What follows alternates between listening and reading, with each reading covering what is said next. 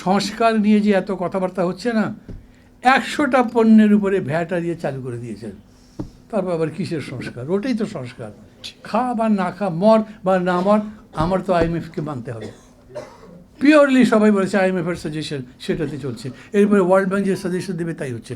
তাহলে সংস্কার মানেটা কি? যে কোনোভাবেই বলেন না কেন, যেরকম বলি বিপ্লবটা কি, যদি কোনো বিষয় বা বস্তুর গুণগত রূপান্তর হয়, পরিবর্তন হয়, তা না হলে আপনি তাকে তো বিপ্লব কিংবা তাকে একটা গুণগত রূপান্তরের কথা বলতে পারবেন না। আমরাও যখন সংস্কার করছি তার মানে কি, জিনিসটা এখন যাচ্ছে তার চাইতে ভালো করতে চাই। সেরকম কি হয়েছে? সেরকম যদি কোনো কিছু হয় তাহলে আমাকে নিশ্চিতভাবে বলতে হবে ওই গুণের দিকে যান। এই গভর্নমেন্ট কি করবে এখন? সংস্কার করবে? আপনি ইলেকশনের মানে নির্বাচন এই কী বলে কাঠামোগত ব্যবস্থা বলেন, কিংবা সংবিধানের সংস্কারের কথা বলেন, বা 15টা যে কমিশন করা হয়েছে প্রত্যেকটার কথা বলেন, কোনো কমিশনেরই কোনো রাইট নাই সংসদে ছাড়া সেগুলো পাশ করতে পারবে না।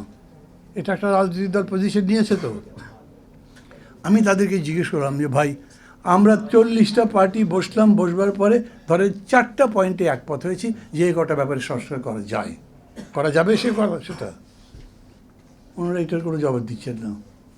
মানে এই জবাব দিলে তো মানতে হয় যে সবই পার্লামেন্টের মধ্যে যেতে হবে, এমন কোনো কথা নেই।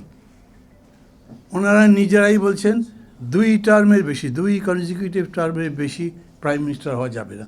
তো এটা আমি আইন বানিয়ে দিতে পারি না? আইনটা কীরকম করবো? এলএফওর মতো অ্যাগ্রিড দ্যাট নেক্সট পার্লামেন্টে যাবার পরে এইটা আইনে পরিণত হবে অটোমেটিক্যালি, বিকজ আমরা সবাই অ্যাগ্রি করেছি। এর উদাহরণ আছে না? শাহাবুদ্দিন সাহেবকে আমরা কী করেছিলাম? প্রধান বিচারপতি থেকে রাষ্ট্রপতি বানিয়ে দিয়েছিলাম, রাষ্ট্রপতি থেকে আবার প্রধান বিচারপতি বানিয়ে দিয়েছিলাম, বিকজ ন্যাশনাল কনসেনসাস ছিল। এখন আমরাও বলছি জাতীয় ঐক্যমত যদি হয় তাহলে সবই করতে পারি। কনস্টিটিউশন তো কেবল একটা রিটেন দলিল না, কনস্টিটিউশন হল উইল অফ দ্য পিপল। এখন জনগণ যদি একমত হয়ে বললো যে এই আমাদের ইচ্ছা, তাহলে সেইটা বাস্তবায়ন করব। সেটার পথে কনস্টিটিউশন বা কোনো বিধান আইন বাধা হতে পারে না। কিন্তু আমরা তা বলছি না।